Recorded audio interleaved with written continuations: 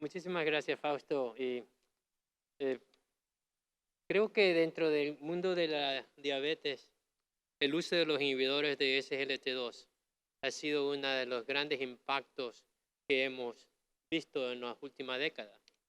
Y yo espero convencerlos a ustedes que si ustedes tienen un paciente con enfermedad cardiovascular y especialmente con historia de insuficiencia cardíaca congestiva, de bajo gasto o no, el no usar inhibidores de SGLT2 creo que es una mala práctica médica, porque los datos son sumamente impactantes. Estos es mis conflictos de interés, no han cambiado desde la mañana. Y la historia comienza en los últimos 30 años, sabiendo que normalmente los glomérulos filtran alrededor de 180 gramos de glucosa.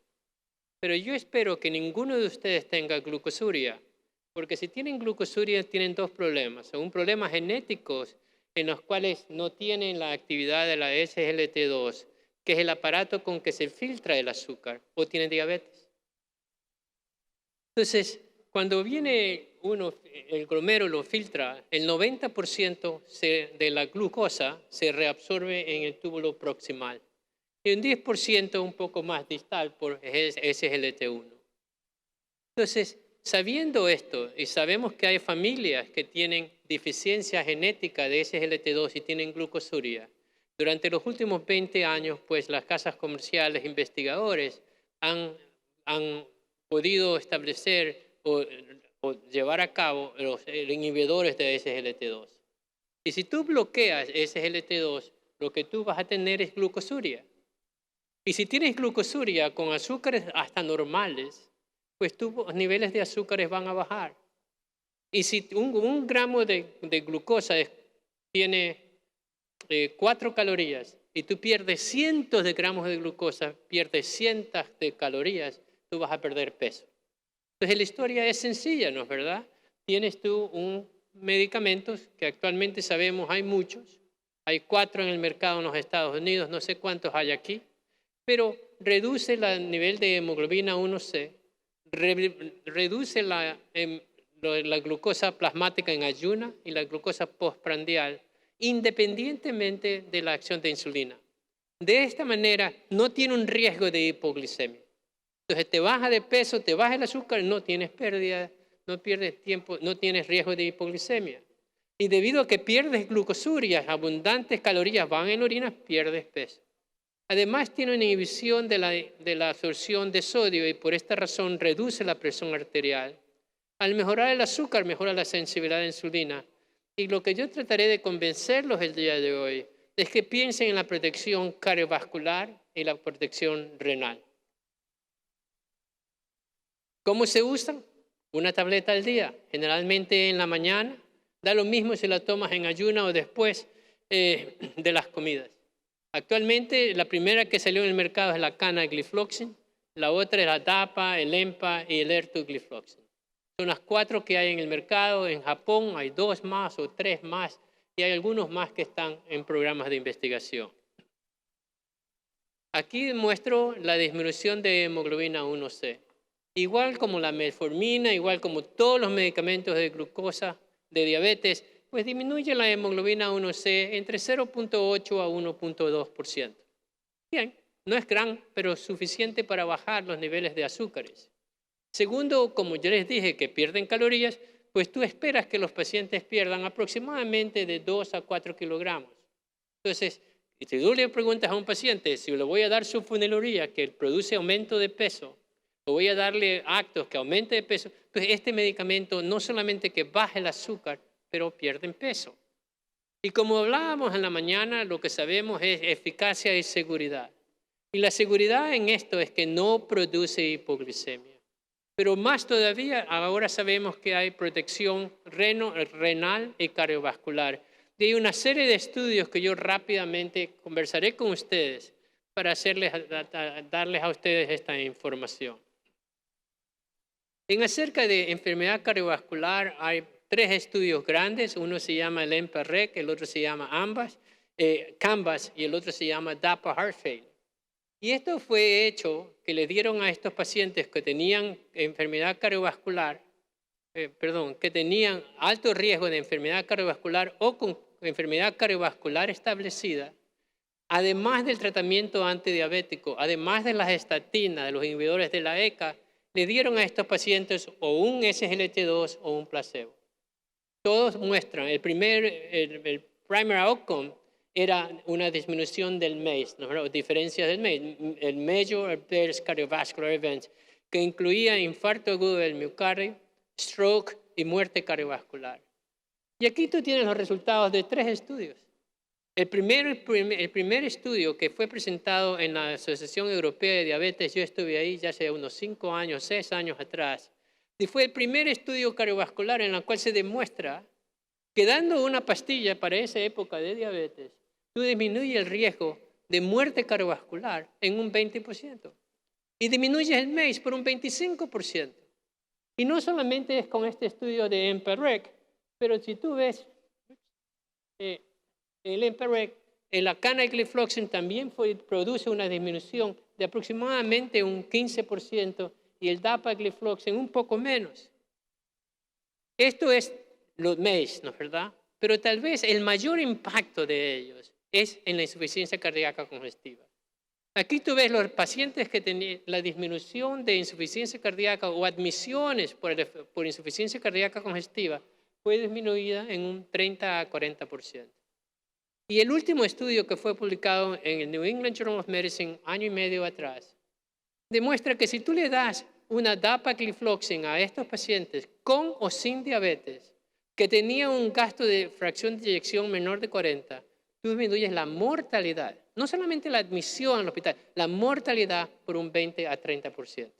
Indudablemente, estos medicamentos han cambiado la forma de pensar de nosotros los diabetólogos.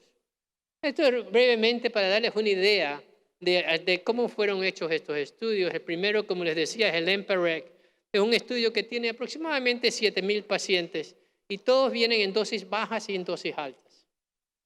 Aquí es lo que yo les demostraba anteriormente, el riesgo de enfermedad, de muerte cardiovascular, infarto agudo del miocardio y stroke de un 15%.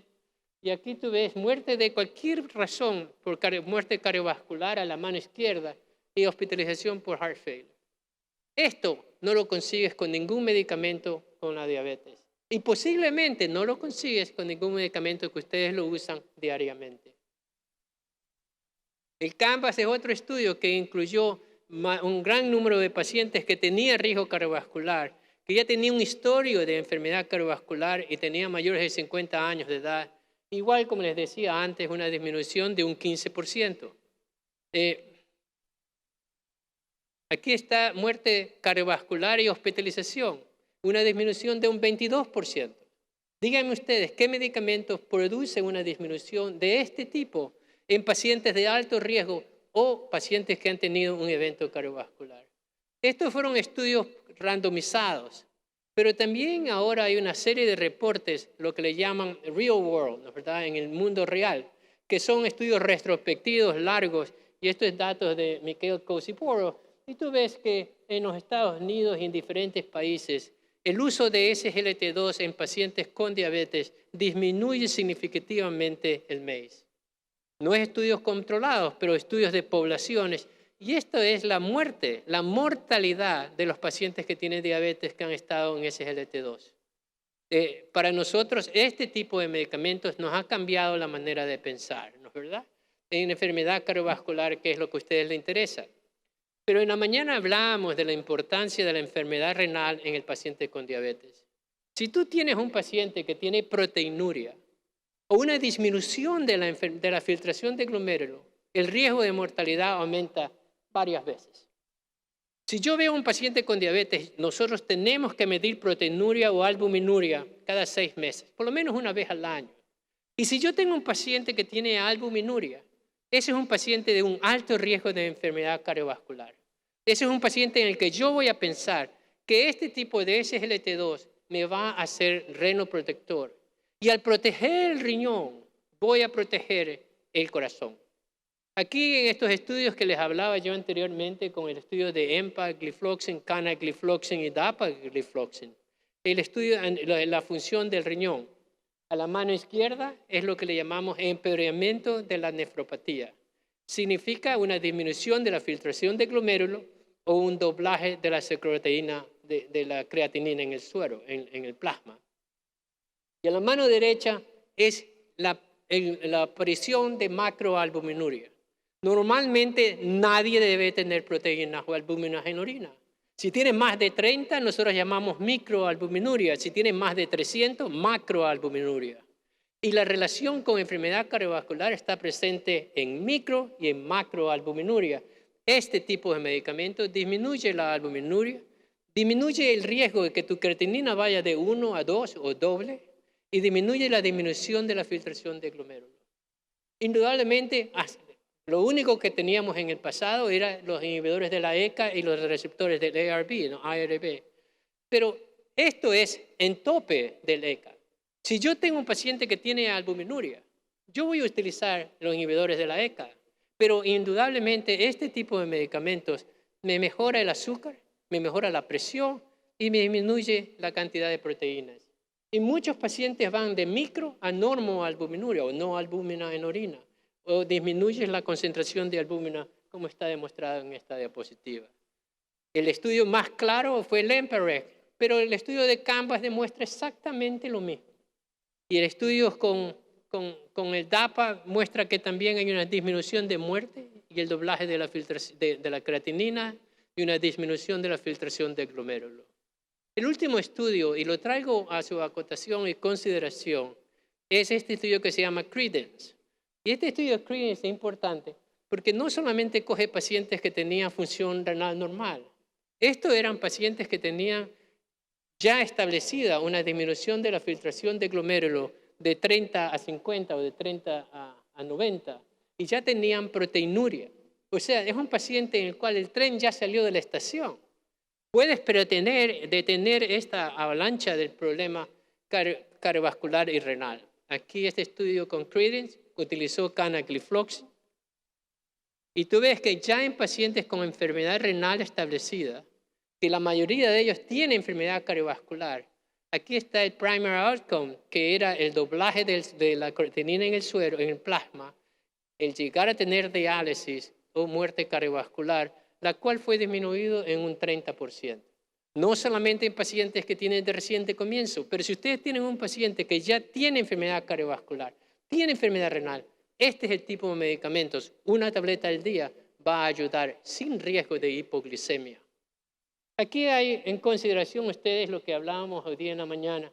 Es parecido a los diferentes estudios que se han hecho con SGLT2. Y aquí tienes el MACE, infarto agudo del miocardio, muerte cardiovascular y stroke. En el segundo es enfermedad cardiovascular. Y ves que algunos son positivos y posiblemente son la diferencia de estudio a otros estudios. Pero quiero ustedes que se fijen en la columna a su derecha. Y es la insuficiencia cardíaca congestiva. Heart failure, ¿no es verdad? Y tú ves que hay una disminución de aproximadamente un 30% de admisiones al hospital por insuficiencia cardíaca. Y aquí tú ves el efecto a nivel renal. Los SGLT2 tienen un efecto protector increíble a nivel del riñón. Y nosotros los diabetólogos estamos muy en cuesta y sabemos que la diabetes es la causa número 1 de enfermedad renal crónica y la necesidad por diálisis. Este tipo de medicamentos, igual del GLP-1 que los presenté en la mañana, pueden prevenir o retienen o enlentecen el llegar al paciente a diálisis. Y la información que les he proporcionado ha hecho que desde el año pasado y este año igual, lo que nosotros llamamos el Standard of Care de la Asociación Americana de Diabetes, y dice lo siguiente: si tú tienes un paciente con enfermedad aterosclerótica, sea infarto del miocardio o stroke, tú puedes utilizar un GLP-1 o un SGLT2. Ambos son buenos. No hay estudios comparativos, pero puedes utilizar cualquiera de los dos. Uno es inyectable, el GLP-1, el otro es una tableta oral. Y ambos disminuyen el riesgo de MACE. Si tú tienes un paciente con insuficiencia cardíaca congestiva, solamente o primero debes utilizar un SGLT2. El GLP-1, la inyección semanal, no disminuye la readmisión al hospital por insuficiencia cardíaca, pero los SGLT2 disminuye la readmisión en un 30 a 40% y más todavía disminuye la mortalidad de los pacientes con insuficiencia cardíaca congestiva. Actualmente la FDA, hace aproximadamente 8 o 9 meses atrás, aprobó el uso de SGLT2 en pacientes con y sin diabetes que tienen bajo gasto. Y actualmente lo utilizamos con insuficiencia cardíaca. Por supuesto, yo soy un diabetólogo, todos mis pacientes tienen diabetes, pero nuestros cardiólogos están utilizando este tipo de medicamentos conjunto con las otras terapias que ustedes tienen para los pacientes que tienen insuficiencia cardíaca. Y esto es sumamente importante. Ojalá que lo haya repetido suficientemente para que ustedes tengan en cuenta que un paciente con diabetes tienes que mirar a la orina. Porque si tienes albuminurias aumenta el riesgo cardiovascular y muerte de 2 a 3 veces más. Y este tipo de medicamentos, GLP-1 o SGLT2, pues indudablemente van a disminuir la albuminuria, disminuye la mortalidad cardiovascular y renal. Finalmente, creo yo que los datos son sumamente impactantes, que si bien es cierto estos medicamentos fueron desarrollados para el uso de pacientes con diabetes, actualmente lo utilizamos hasta en pacientes sin diabetes. Y la otra cosa, al principio solamente pensábamos bajar el azúcar. Ahora sabemos que este tipo de medicamentos, SGLT2 y los GLP-1, pueden utilizar hasta con una hemoglobina A1C normal. Pueden utilizar esto hasta en pacientes sin diabetes. Entonces, si un paciente tiene insuficiencia cardíaca congestiva, si un paciente tiene enfermedad cardiovascular, independientemente de la hemoglobina A1C, y hay una gran discusión, ¿debes utilizar metformina primero o este tipo de medicamento? Bueno, la metformina es $4 o $5 y este medicamento es un poco más caro. La otra cuestión es, ¿puedo utilizar o debo utilizar un GLP-1 o un SGLT2? Bueno, si tienes diabetes, para bajar el azúcar, cualquiera de los dos. El GLP-1 es un poco más potente, baja la hemoglobina A1C entre 1 a 1.5, SGLT2 aproximadamente un 1%. En relación a la pérdida de peso es bien parecido, aproximadamente de 2 a 4 kilogramos. En relación a protección renal, hands down, los SGLT2 son mucho mejor en prevenir la falla renal. Enfermedad cardiovascular, ambos son protectores. En insuficiencia cardíaca congestiva, SGLT2. Entonces, cuando yo estoy en clínica, ¿cómo decido? Yo le pregunto al paciente, ¿usted quiere una pastilla al día o una inyección cada semana?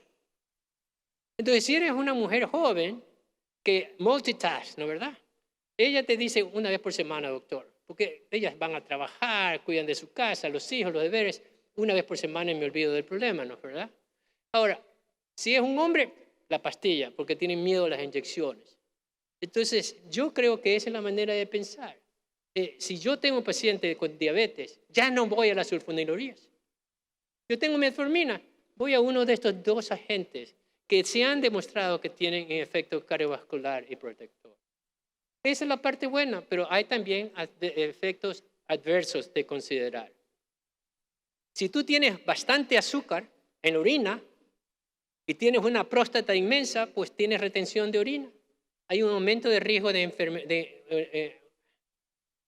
infecciones del tracto urinario. Es más o menos se ve entre 2 y 4%. Puedes tener una enfermedad micótica, balanitis en el hombre si no es circuncidado. Entonces hay que hacer una educación a la mujer, hay que darle buena hygiene, ¿no es verdad? Higiene corporal.